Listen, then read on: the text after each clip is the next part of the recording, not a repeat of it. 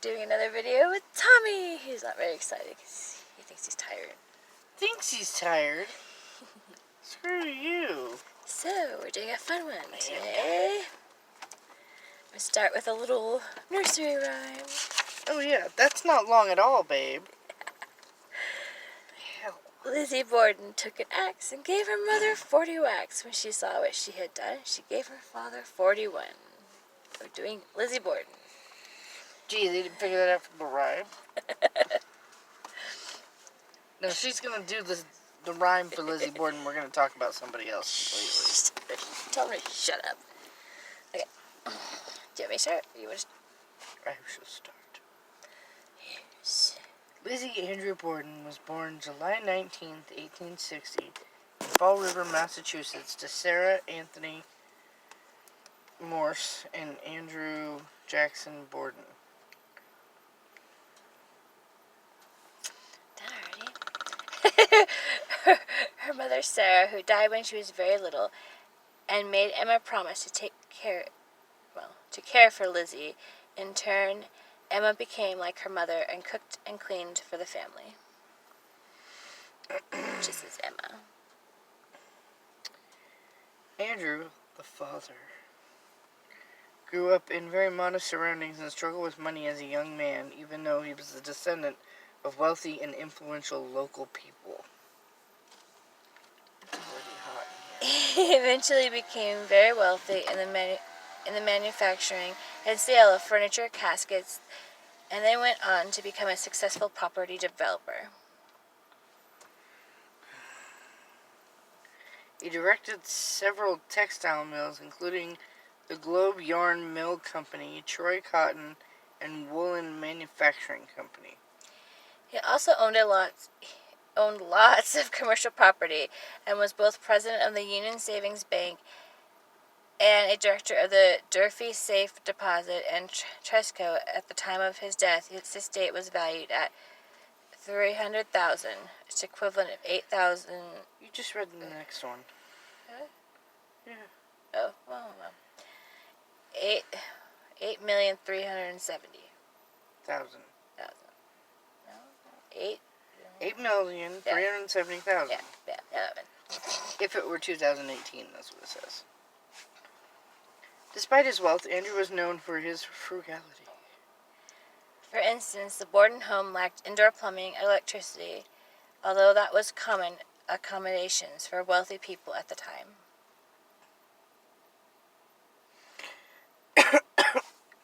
Although, apparently I have heard in other research he really wasn't that frugal because his daughters always had new dresses and nice things.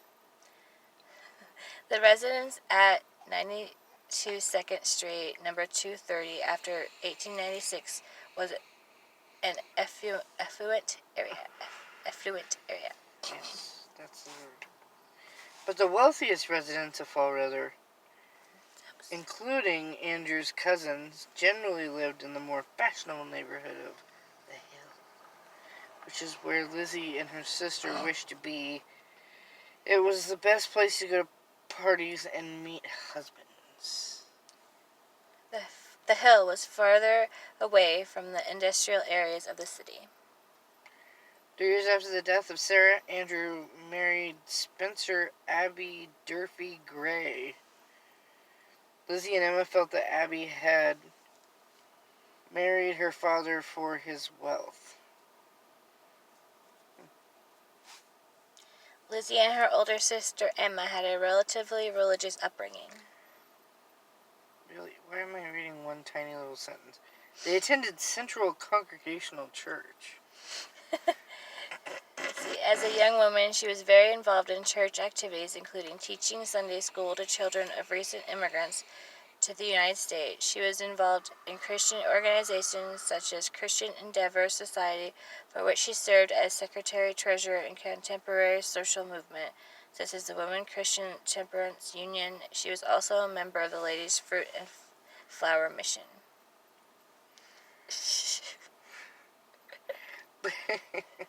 Later, Bridget Sullivan, who they called Maggie for some odd reason, the Borden's 25-year-old live-in maid who had immigrated to the U.S. from Ireland, testified that Lizzie and Emma rarely ate meals with their parents. To the top. Some accounts say that they called her Maggie because that was her nickname. Some say it was the old maid's name that they didn't bother to remember her name. In May of 1892, Andrew killed several pigeons in the barn with a hatchet, believing they were attracting local children to hunt them. Lizzie had recently built a roost for the pigeons, and it has been commonly recounted that she was upset over his killing of them, though the validity of this has been disputed. Damn it. Later, people would try to say she had no feelings for animals and hurt them, but that has been proven wrong. She cared deeply for animals, even donating her will money to the local shelter after his death. A family argument in July 1892 prompted both sisters to take extended vacations in New Bedford. After returning to Fall River a week before the murders, Lizzie chose to stay in the local rooming house for 4 days before returning to the family residence. Gee, I wonder why. Tension has been growing within the family in the months before the murders, especially after Andrew's gift of real estate to various branches of Abby's family. After their stepmother's sister received a house, the sisters had demanded and received a rental property, the home that they had lived in until their mother died, which they purchased from their father for a whole $1. Jeez. A few weeks before the murders, they sold the property back to their father for $5,000, equivalent to $139,000 in 2018. That's a lot more money, dude. Right. The night before the murders, John Vinicum Morse, brother of Lizzie's and Emma's deceased mother, visited and was invited to stay for a few days to discuss business matters with Andrew. There was later speculated that their conversation, particularly about property transfer, may have aggravated an already tense situation.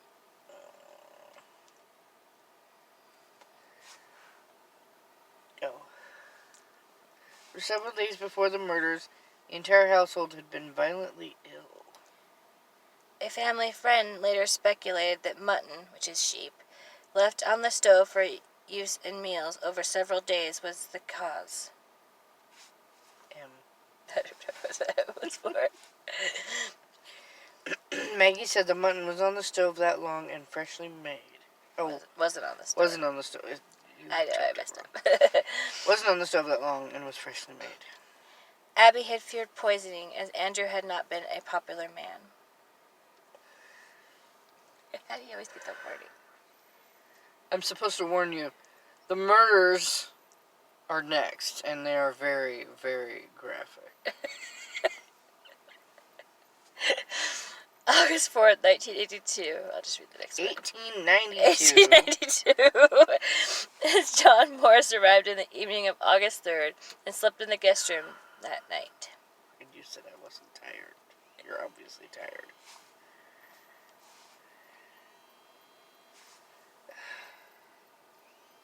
After breakfast the next morning, at which Andrew, Abby, Lizzie, Morse, and the Bordens' maid Bridget Maggie Sullivan were present. Maggie was cleaning the windows outside and still felt very sick and was throwing up. I bet she wasn't getting much cleaning done. But they still made her go outside and clean the damn windows. Andrew and Morse went to the sitting room where they chatted for nearly an hour. Morris left around 8:48 a.m. to buy a pair of oxen and visit his niece in Fall River, planning to return to the Borden home for lunch at noon.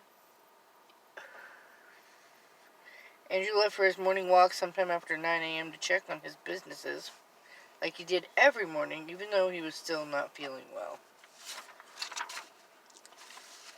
Real short, babe. Although cleaning of the guest room was one of Lizzie's and Emma's regular chores, Abby went upstairs to do it, sometimes between 9 a.m. and 10:30 a.m. to make the bed.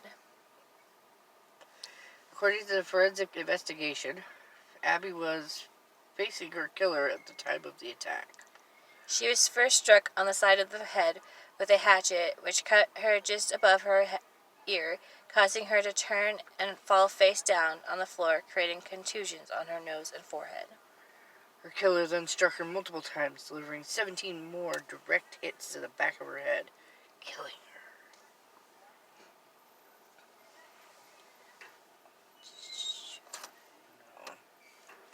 When Andrew returned around 10:30 a.m., his key failed to open the door, so he knocked for attention. Sullivan went to unlock the door, finding it jammed. She uttered a curse. Oh, Maggie. Right. She would later testify that she heard Lizzie laughing immediately after this. She was supposedly upstairs, laughing. Like you just did? She did not see Lizzie, but stated that the laughter was coming from the top of the stairs. Oh, I didn't realize that.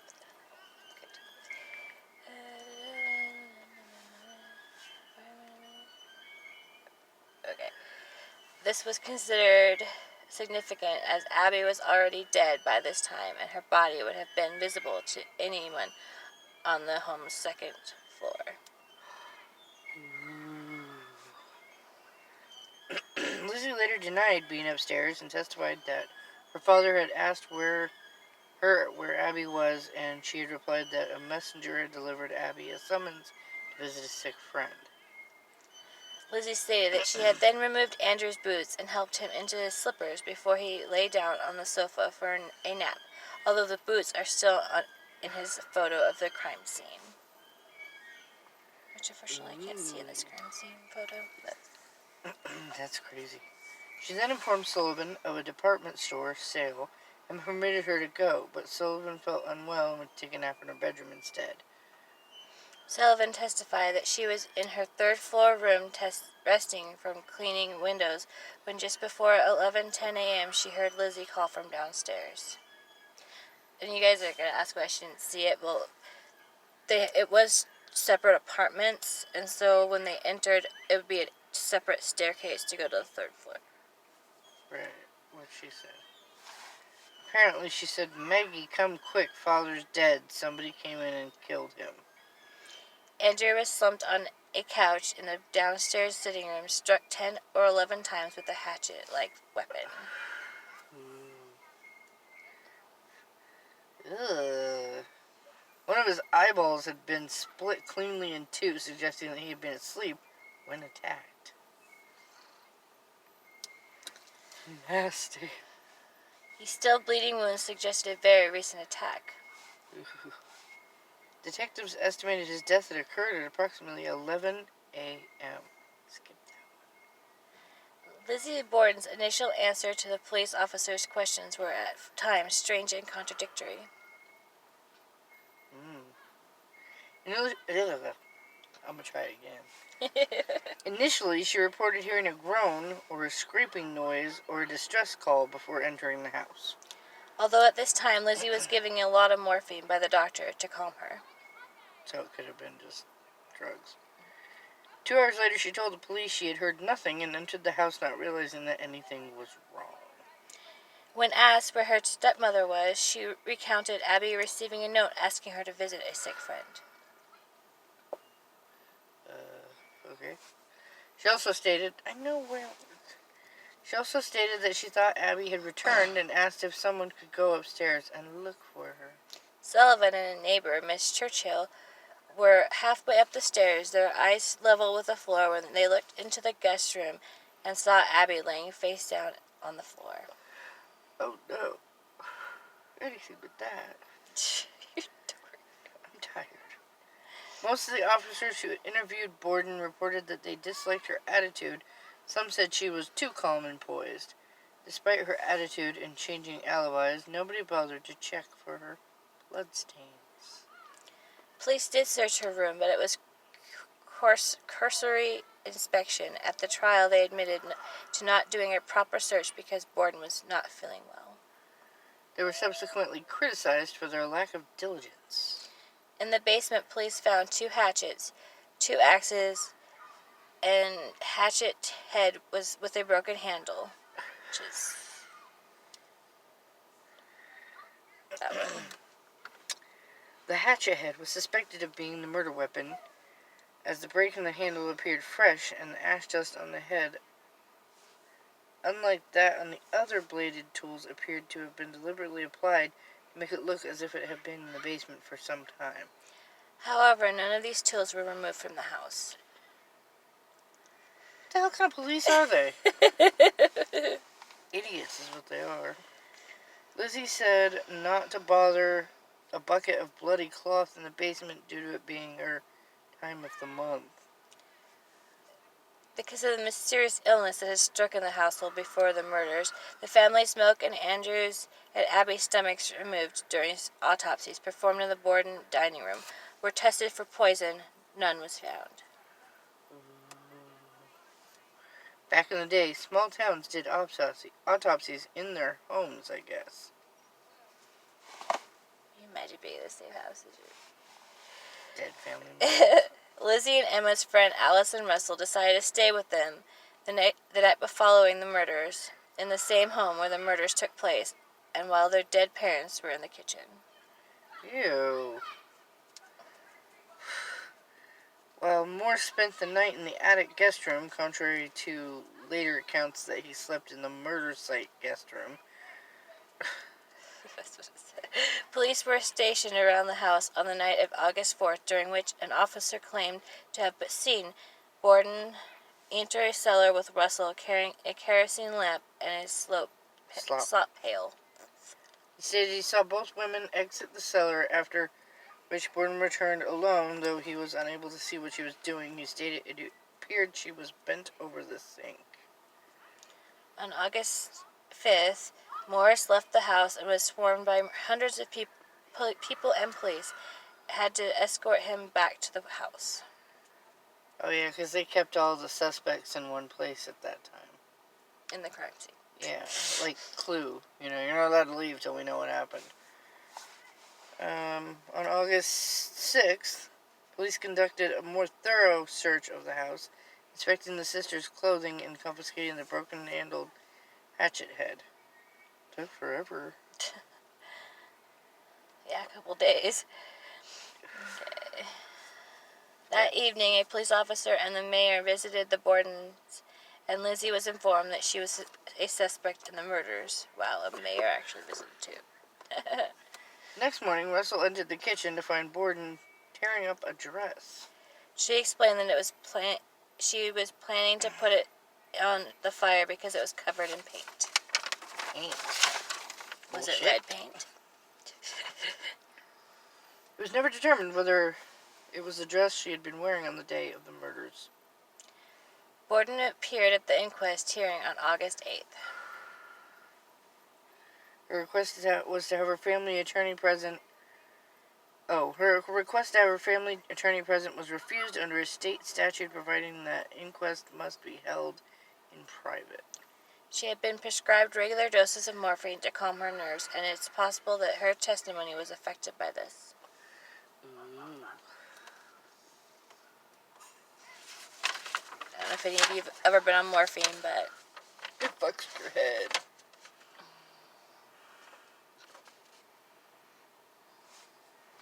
Here.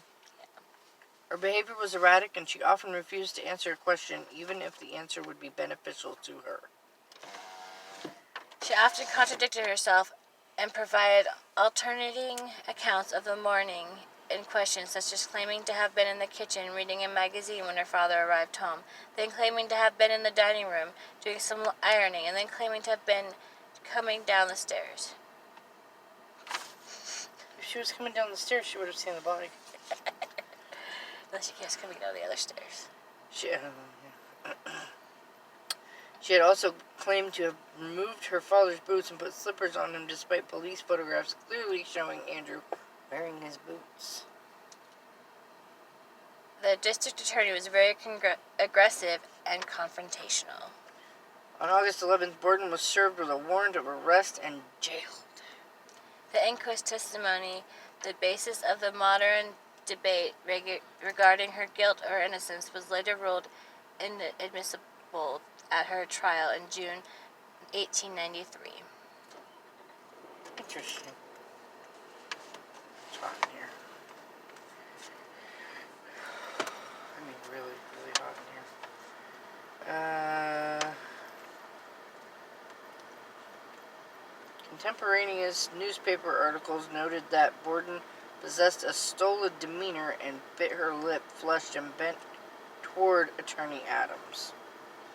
It was also reported that the testimony provided in the inquest had caused a change of opinion among her friends, who have heretofore strongly maintained her innocence. The inquest received significant press attention nationwide, including an extensive 3-page write-up in the Boston Globe. The grand jury began hearing evidence on November 7th, and Borden was indicted on Indicted. On December 2nd. Borden's trial took place in New Bedford starting on June 5th, 1893. Prosecuting attorney were Jose M. Newton and future Supreme Court Justice William H. Moody. Defending were Andrew V. Jennings, Melvin O. Adams, and former Massachusetts Governor George D. Robinson. 5 days before the trial's commencement on June 1st, another axe murder occurred in Fall River. This time the victim was Bertha Manchester, who was found hacked to death in her kitchen. The similarities between the Manchester and Borden's murders were striking and noted by jurors. However, Jose Correa de Mello, a Portuguese immigrant, was later convicted of Manchester's murder in 1894 and was determined to not have been in the vicinity of Fall River at the time of the Borden murders. A prominent point of discussion in the trial, or press coverage of it, was the hatchet head found in the basement, which was not convincingly demonstrated by the prosecution to be the murder weapon. Prosecutors argued that the killer had removed the handle because it would have been covered in blood. The officer testified that a hatchet handle was found near the hatchet head, but another officer contradicted this. Though no bloody clothing was found at the scene, unless you count her period time.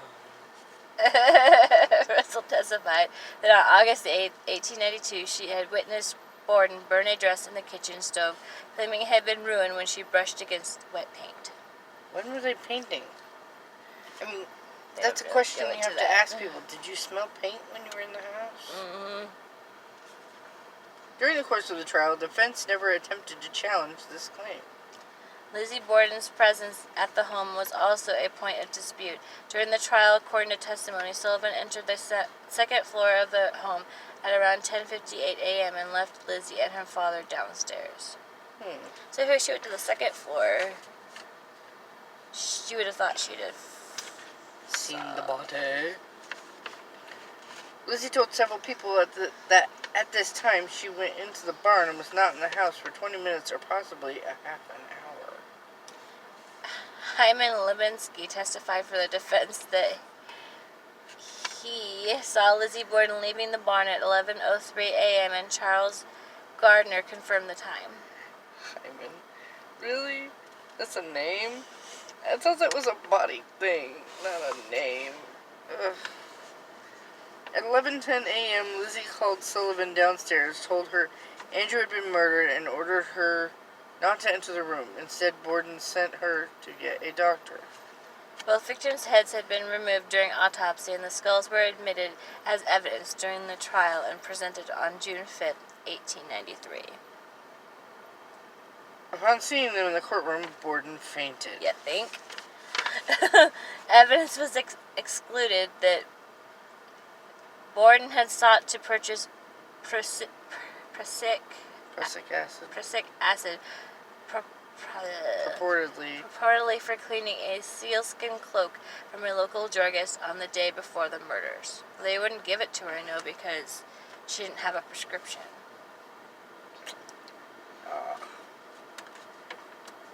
The judge ruled that the incident was too remote in time to have any connection. The preceding Associate Justice Justin Dewey who had been appointed by Robinson when he was governor, delivered a lengthy summary that supported the defense as his charge to the jury before it was sent to deliberate on June 20th, 1893. After an hour and a half of deliberation, the jury acquitted Borden of the murders.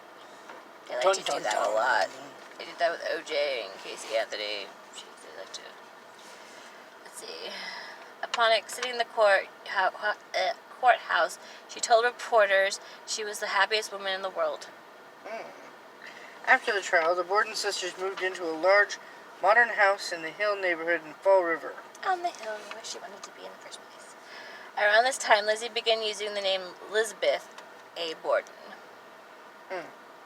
At their house, which Elizabeth dubbed Maplecroft, they had a staff that included live-in maids, a housekeeper, and a coachman. Because Abby was ruled to have died before Andrew, her estate went first to Andrew and then at his death passed to his daughters as part of his estate. A considerable settlement, however, was paid to settle claims by Abby's family. Despite the acquittal, Borden was ostracized by Fall River society. Real short, she still babe. stayed there. Real short. It's only half hour. Her name was again brought into the public eye when she was accused of shoplifting in 1897 in Providence, Rhode Island. Yeah, all that money you gotta shoplift. That's real. In 1905, shortly after an argument over a party that Elizabeth had given for actress Nancy O'Neill, Emma moved out of the house. She never saw her sister again. Which there's rumors her and Nancy were a little bit more than friends. Borden was ill in her last year following the removal of her gallbladder. She died of pneumonia on June 1st, 1927, in Fall River. Funeral Details were not published and few attended. 9 days later, Emma died from chronic nephritis at the age of 76 in a nursing home in Newmarket. Sorry, my throat. Newmarket, New Hampshire. Yeah. Having moved to this location in 1923, both for health reasons and to avoid renewed publicity following the publication of another book about the murders. Jeez. The sisters, neither of whom had ever married, were buried side by side in the family plot in Oak Grove Cemetery. At the time of her death, Borden was worth over $250,000, equivalent to $4,839,000 in 2018. She owned a house on the corner of French Street and Belmont Street, several office buildings, shares in several utilities, 2 cars, and a large amount of jewelry. She left $30,000, equivalent of $581,000 in 2018, to the Fall River Animal Rescue League. $500 or equivalent to $10,000 in 2018, in trust perpetual care of her father's grave. You just read 2 of them. Oh, well. Her closest friend and a cousin each received $6,000 or $116,000 today, substantial sums at the time of the estate's distribution in 1927. Numerous friends and family members each received between $1,000 or $19,000 in 2018 and $5,000 or $97,000 in 2018. Ooh. Let's read some theories. Prominent theory suggests that she was physically and sexually abused by her father. Now I heard about this one, which drove her to commit parricide. There is little evidence to support this, but incest is not a topic that would have been discussed at the time, and the methods for collecting physical evidence would have been quite different in 1892. This theory was intimated in local papers at the time of the murders. And then mystery author Ed McBain, in his 1984 novel Lizzie, suggested that Borden committed the murders after being caught in a lesbian tryst with Sullivan. In her later years, Borden was rumored to be a lesbian, but there was no such speculation about Sullivan, who found other employment after the murders and later married a man. A lot of people married a man back then, though, and were gay. And then the girl on the side. I got it. Another significant suspect is John Morse, who rarely met with the family after his sister died.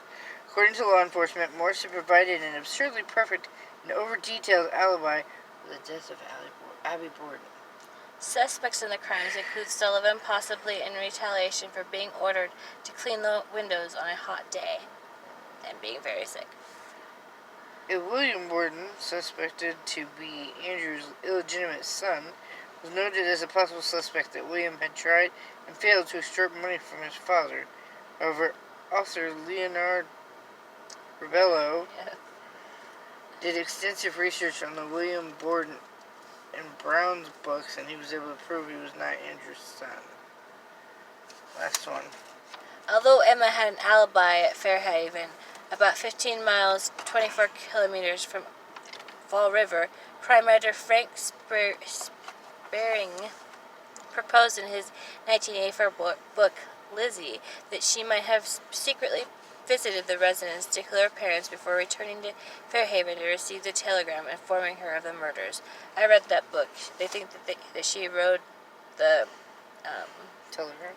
No, she rode the carriage there and had the carriage block her entrance into the house so that nobody witnessed her entering.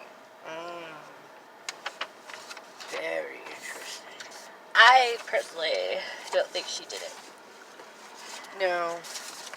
And, I mean, when I was younger, I remember hearing about it, and I remember thinking, oh, I bet he really did abuse her, and that's why the sisters conspired to kill both of them. Good back to the pictures. But there's no proof of any of it, so it's like, well, we can believe what we want, but we don't know the truth.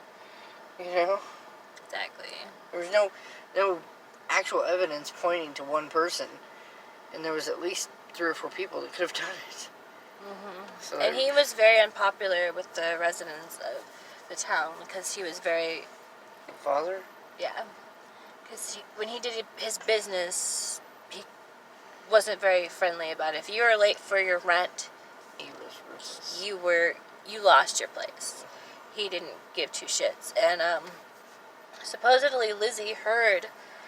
They didn't go into it on that, but supposedly Lizzie heard him arguing with one of his clients about how he was short on money that month, and he told him he better find it because he's going to lose his store if he doesn't find the money. I don't know. That's crazy. I still think it's weird though how another similar axe murder happens. So maybe the guy that they arrested wasn't even the guy that did it. Or he's the guy that did both. But they said he wasn't in Fall River though. They can But say that all they want, but it wasn't that far away. Back then it was very hard to know. I don't know, there's a lot of theories out there. I personally, I don't think she did it.